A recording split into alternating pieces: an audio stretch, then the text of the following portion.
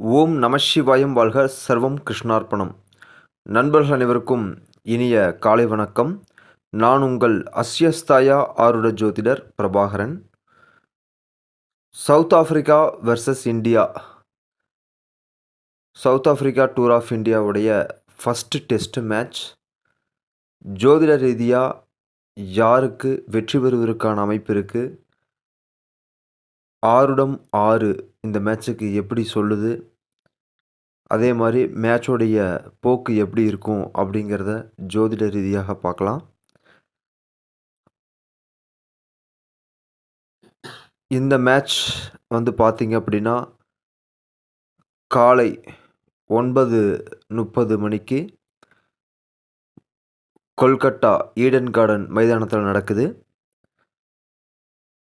பூரம் நட்சத்திரம், தசமி திதியில், சித்த யோகத்தில், தனுஷ் லக்னத்தில் ஆரம்பிக்கக்கூடிய இந்த மேட்ச் யார் வெற்றி பெறுவதற்கான அமைப்பு இருக்குது அப்படிங்கிறத பார்க்கலாம்.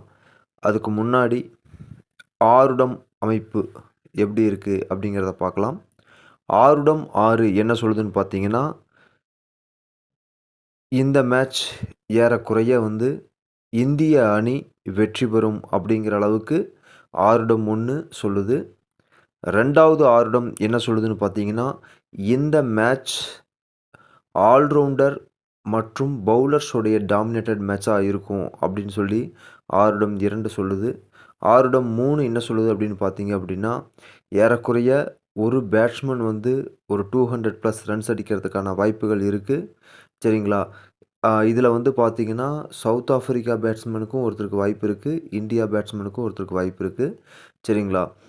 ஆருடம் 4 என்ன சொல்லுதுன்னு பார்த்தீங்கன்னா, ஒரு பவுலர் வந்து ஒட்டுமொத்த ஆட்டத்தையுமே ஏறக்குறைய மாற்றுறதுக்கான அமைப்பு இருக்குது. சரிங்களா? அப்படிங்கிற மாதிரி வந்திருக்கு. ஸோ அது இந்தியாவாக இருக்கலாம், மேபி சவுத் ஆஃப்ரிக்காவாக இருக்கலாம், அது வரல.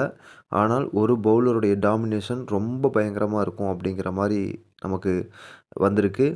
ஆருடம் 5 அப்படிங்கிறது என்ன சொல்லுது அப்படின்னு பார்த்தீங்க அப்படின்னா, ஏறக்குறைய போத் ஆர் ஈக்குவல் பவர் அப்படிங்கிற மாதிரி ஒரு சில பிளேயர்ஸ் கூட அமைப்புகள் வரதுனால சவுத் ஆஃப்ரிக்கா அணியை ஈஸியாலாம் அடிக்க முடியாது. 100% ஒரு டஃப் கொடுப்பாங்க. ஆனால் அந்த டஃப் கொடுத்தாலுமே ஒரு குறிப்பிட்ட அமைப்பில் வந்து பார்த்தீங்க அப்படின்னா, தன்னுடைய வெற்றியோடைய அமைப்பை வந்து இழப்பாங்க அப்படிங்கிற அளவுக்கு இருக்குது. ஆருடம் 6 என்ன சொல்லுதுன்னு பார்த்தீங்கன்னா, ரொம்ப சுவாரஸ்யமாக போகக்கூடிய மேட்ச். நிறைய சிரிக்கிறதுக்கான அமைப்புகளும், சரிங்களா, நகைப்பு, அதாவது கிரவுண்டுக்குள்ளே ஒரு சில சலசலப்பு இந்த மாதிரி விஷயங்கள் நடக்கிறதுக்கான வாய்ப்புகளும் இருக்குது. அதே மாதிரி வந்து பார்த்திங்க அப்படின்னா, சில வித்தியாசமான நிகழ்வுகள் நடக்கிறதுக்கான வாய்ப்புகள் இருக்குது. ஸோ இதுதான் ஆருடம் 6. அடுத்ததாக வந்து மேட்ச் எப்படி போகும் அப்படிங்கிறத பார்க்கலாம். ஏறக்குறைய வந்து பார்த்திங்கன்னா, போத் ஆர் ஈக்குவல் பவர் அப்படிங்கிற மாதிரி இருந்தாலுமே Shubman Gill, T Bavuma, so இவங்களுடைய ஜாதகம் அடிப்படையில் வச்சு பார்க்கும் பொழுது சுப்மன்களுடைய ஜாதகம் 0.5% வந்து கொஞ்சம் பலமாகவே இருக்குது. ஸோ அதனால் வந்து இந்திய அணி வெற்றி பெறுவதற்கான வாய்ப்பு இருக்குது. அதே மாதிரி இந்த ஆருடம் வச்சு பார்க்கும் பொழுது பார்த்தீங்கன்னா, ஏறக்குறைய வந்து பார்த்தீங்கன்னா, சவுத் ஆஃப்ரிக்கா அணி வந்து டஃப் கொடுக்கறதுக்கான வாய்ப்புகள் நிறையா இருக்குது. ஸோ நம்முடைய ஜோதிட கணிப்பு ரீதியாக ஓவராலாக பார்த்தீங்க அப்படின்னா, ஃபஸ்ட்டு இந்திய அணி ஓரளவுக்கு நல்ல ஒரு ஆட்டத்தை கொடுத்து, அதுக்கப்புறம் வந்து பார்த்தீங்கன்னா, சவுத் ஆஃப்ரிக்கா அணி கொஞ்சம் போட்டி போடுவாங்க.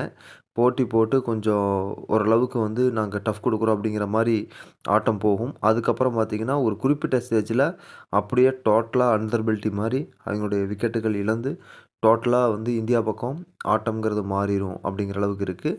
அதே மாதிரி நம்முடைய கணிப்புகளில் 5 நாள் நடக்குமா அப்படிங்கிறது ஒரு கேள்விக்குறியாக இருக்குது.